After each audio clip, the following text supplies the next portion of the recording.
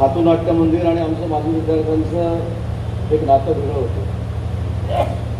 खातू नाट्य मंदिरचा वार्षिक स्नेहसंमेलनाचा सोहळा, त्याच्यामध्ये आम्ही सगळेच सामील व्हायचो आणि ते 2-3 दिवस सामील झाल्यानंतर नक्की शिक्षक आम्हाला पुढच्या दिवशी शिक्षा करायचे. त्याच्यामुळे खातू नाट्य मंदिराची नोंद आमच्या हृदयामध्ये कोरली गेलेली आहे.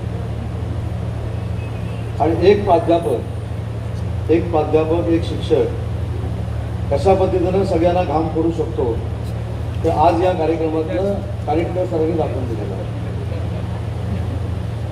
बरोबर. त्याच्यामुळं खातू नाट्य मंदिर असेल, गोपटे जोगळेकर कॉलेज असेल, आपलं ज्युनियर कॉलेज असेल, त्या सगळ्यांबद्दल आम्हाला माझे विद्यार्थी म्हणून मनापासून अभिमान आहे. बशीरभाई देखील माझे विद्यार्थी आहेत, नाना सर इथे आहेत, सुटकाणकर सर आहेत. खरं तर या कॅम्पसमध्ये आल्यानंतर 1991-92 सालचे आम्हाला पण दिवस आठवतात. त्यावेळी काही एवढं आधुनिकता नव्हती, कोणाकडे मोबाईल नव्हते. जर संपर्क साधायचा झाला तर कॉलेजच्या टेलिफोनवर फोन यायचा आई वडिलांचा आणि ते प्राचार्यांना विचारायचे की माझं पोरगं कसं व्यवस्थित शिकतंय नाही शिकतंय. आता ही प्रथाच बदलली. मुलगा काय करतो हे डायरेक्ट व्हिडिओ कॉलवर प्राचार्य दाखवू शकतात, शिक्षक दाखवू शकतात. एवढ्या आपण आधुनिकतेकडे गेलोय. आणि या आधुनिक जगात कोकणातलं माझं कॉलेज हे सगळ्यात अग्रेसर आहे, त्याचा सार्थ अभिमान माझ्यासारख्या कार्यकर्त्याला. मला आठवतं, मला समोर माझे 3 शिक्षक दिसत आहेत. खरं तर माझ्यापेक्षा माझे अनुभव त्यांना माहिती आहे. आमचे देशमुख सर आहेत, पोद्दार मॅडम आहेत, तिकडे केमिस्ट्री शिकवणारे कांबळे सर आहेत. तिन्ही विषय मला कधीच कळले नाही. देशमुख सरांनी तर एवढं मला मॅथ्स शिकवण्याचा प्रयत्न केला होता. शेवटी देशमुख सरांनी मला असं सांगितलं, बाबा एवढं डोकं फोडले तुझ्यासमोर, निदान 50 मार्कापर्यंत तरी जा, आई वडील आम्हाला विचारतात. त्याच्यामुळे हे शिक्षक जरी सर तिथं पास झालो नापास झालो असलो तरी राजकारणामध्ये तुमच्या आशीर्वादानं पास झालो याचा देखील अभिमान माझ्या कॉलेजबद्दल नक्कीच मला आहे. अनेक किस्से या कॉलेजमधले आहेत. इथं 2 माजी विद्यार्थी देखील बसलेले आहेत.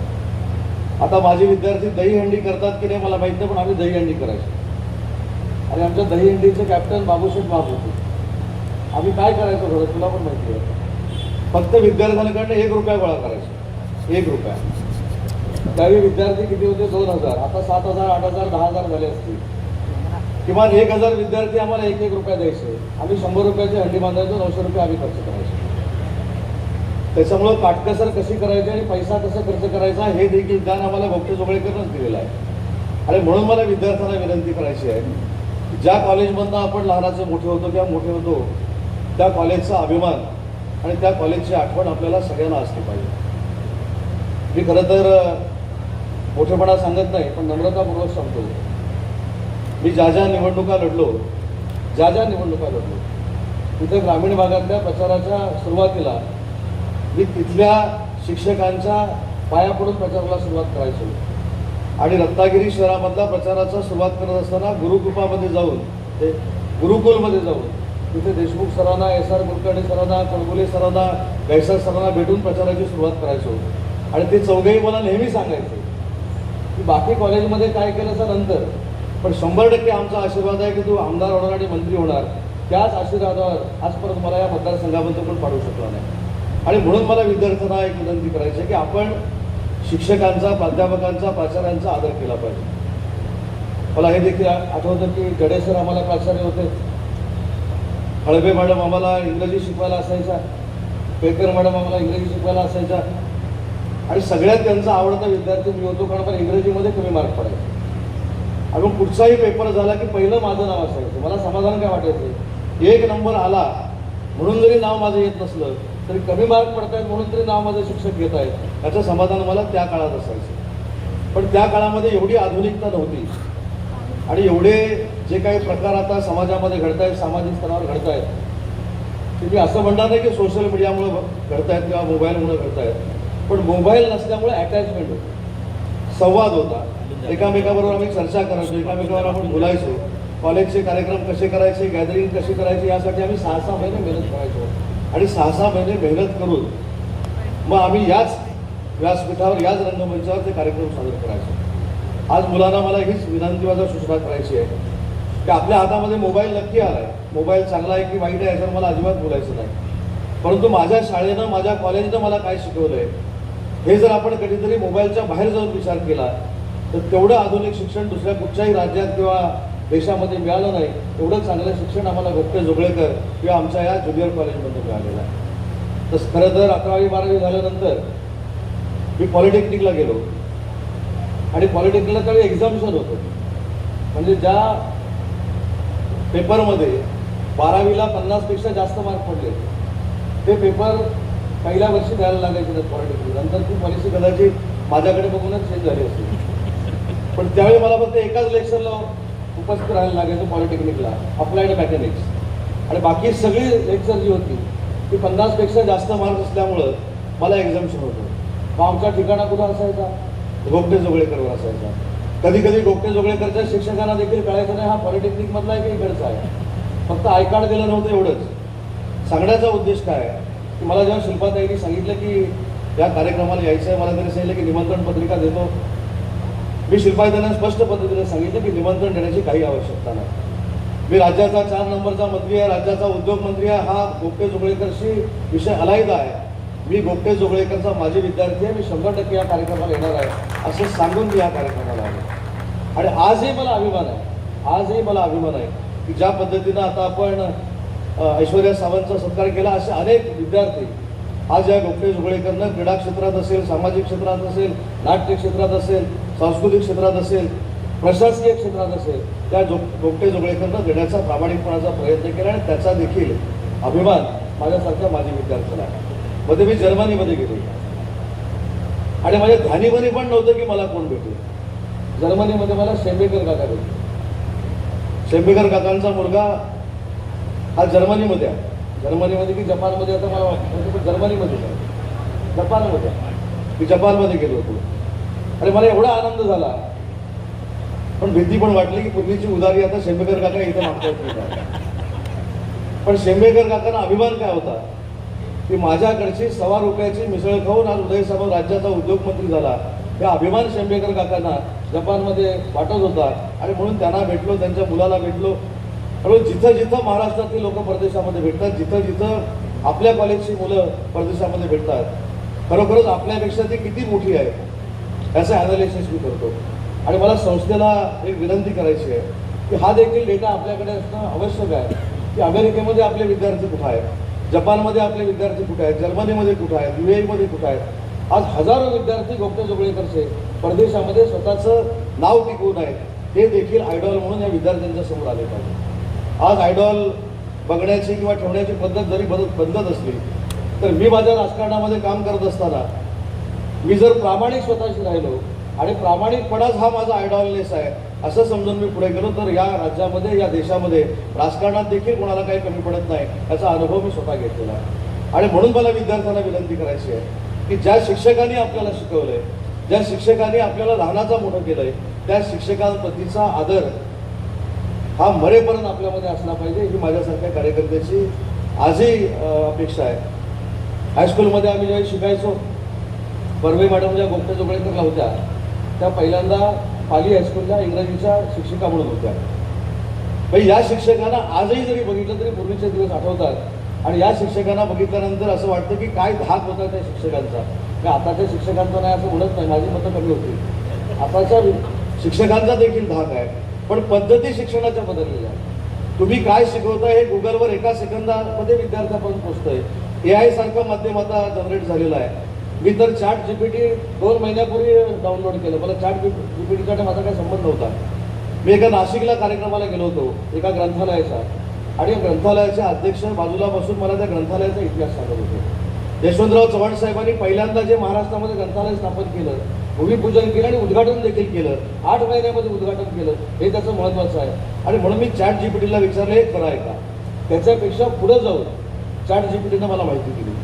आता या सगळ्या आधुनिक जगामध्ये आपण वावरत असताना शिक्षकांचा आदर सन्मान, आपल्या कॉलेजचा आदर सन्मान हा देखील मोठ्या पद्धतीनं राहिला पाहिजे असं समजणारे आम्ही सगळे माजी विद्यार्थी आहोत. वर्क फ्रॉम होमची संकल्पना आली, राजकारणामध्ये पण आली होती, पण ती आम्ही मुळीच काढली. पण वर्क फ्रॉम होम जे आहे हे विद्यार्थ्यांनी किती करावं याचं शिक्षण देखील मला असं वाटतं की प्राध्यापकांनी देणं गरजेचं आहे. आज तुमच्याकडे मोबाईल आलेत, आज तुमच्याकडे टॅब आहेत, लॅपटॉप आहेत, संगणक आहेत, कंट्रोल रूम झाल्यात, वॉर रूम झाल्यात. असं असताना विद्यार्थ्यांना आपण नक्की कुठे घेऊन जाणार आहोत आणि तो आदर्शवत मार्ग दाखवण्याचं काम देखील आपल्या कॉलेजेसचं असलं पाहिजे. आणि म्हणून मी जेव्हा राजकारणामध्ये आलो आणि राज्याचा उच्च व तंत्रशिक्षण विभागाचा मंत्री झालो तर एक स्वप्न बघितलं होतं आणि त्यावेळेला अनेक लोकांनी प्रयत्न काढले होते. मी असं सांगितलं होतं, एक ना एक दिवस रत्नागिरी हा एज्युकेशन हब बनेल. गोगटे जोगळेकर कॉलेज हे होतच होतं, अनेक कॉलेजेस आहेत, त्याच्याबद्दल दुमत नाही. पण प्रत्येक माझ्या मतदारसंघामध्ये, माझ्या जिल्ह्यामध्ये हे शासकीय विद्यालय असावं ज्यासाठी मी प्रामाणिकपणाचा प्रयत्न केला. आज आपल्याकडे मेडिकल कॉलेज आहे, इंजिनिअरिंग कॉलेज आहे, स्किल डेव्हलपमेंटचं कौशल्य विकास केंद्र आहे, संस्कृत विद्यापीठ आहे.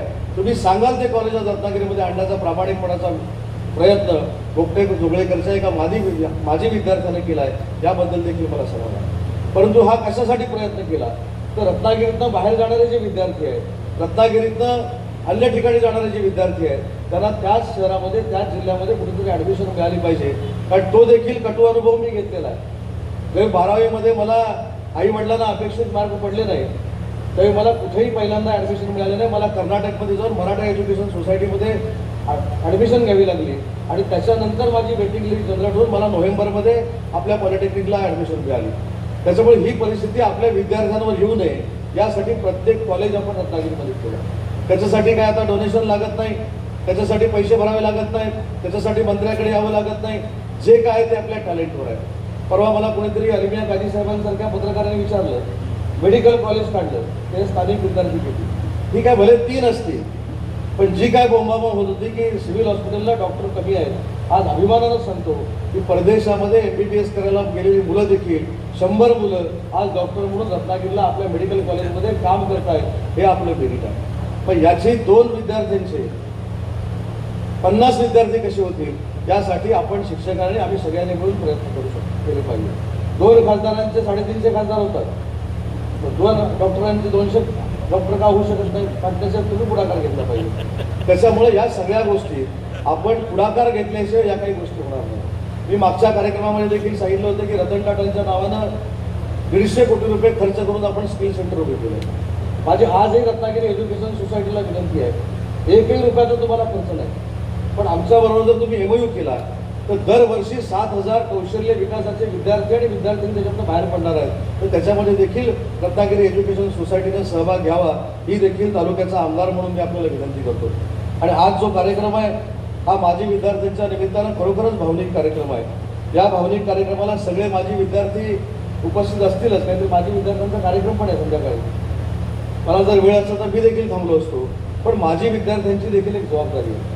आपण फक्त कार्यक्रमाला येण्यापेक्षा आजच्या सिच्युएशनमध्ये ज्या संस्थेच्या अपेक्षा आहेत त्या पूर्ण करण्याची जबाबदारी आपण सगळ्या माजी विद्यार्थ्यांनी घेतली पाहिजे. आज डोनेशन काय एकच मुद्दा नाही की एकच मुद्दा आपण पैसे दिले की संस्थेची भरभराट होऊ शकते.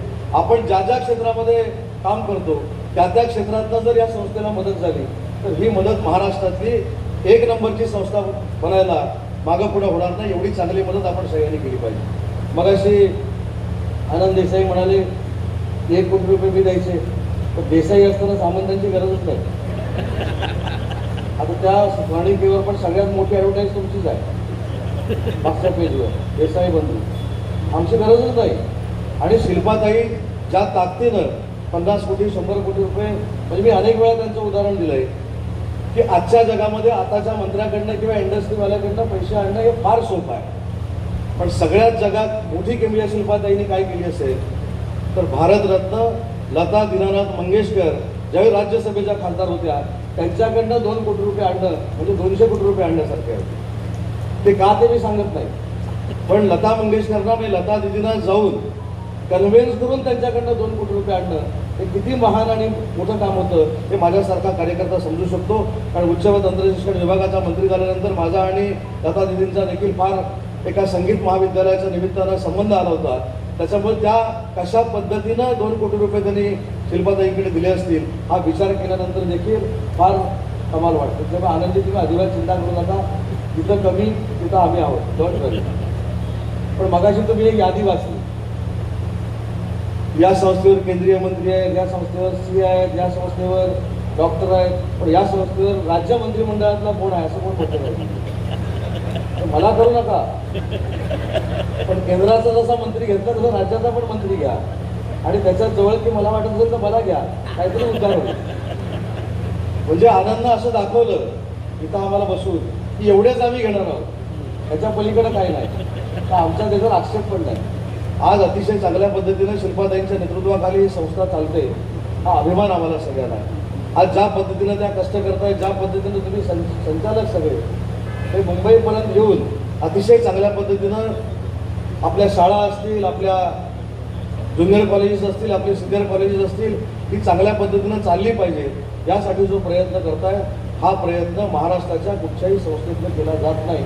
हे मी स्वतः त्या काळात मंत्री असल्यामुळे मला माहिती आहे. त्याच्यामुळे विद्यार्थ्यांना मला सांगायचं आहे की शेवटी आपण ज्या कॉलेजमध्ये शिकतो, ज्या शाळेमध्ये शिकतो, त्या कॉलेजचं भलं करण्यासाठी ज्या पद्धतीनं अमेरिकेच्या विद्यार्थ्यांना तुम्हाला 5 कोटी रुपये दिले, भले आपल्याला 5 रुपये मिळू दे, पण माझी विद्यार्थ्याचं काहीतरी दायित्व आहे, ही भूमिका ज्यावेळी आपण माझी विद्यार्थ्यांमध्ये रुजवू त्याचवेळी अशा पद्धतीचा चांगला फंड त्या ठिकाणी निर्माण होऊ शकतो.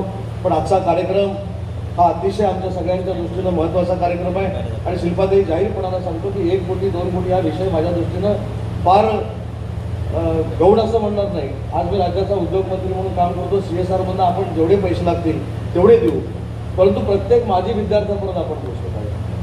आज 1 कोटीची जबाबदारी तुम्ही मला सांगितली ना, की जाहीरपणानं सांगतो 1 कोटीची जबाबदारी आज उदय सामंत घेतली पुढच्या 2 महिन्यात. आणि शिल्पाताईंना माहिती आहे तासावर काम करणाराही माणूस आहे.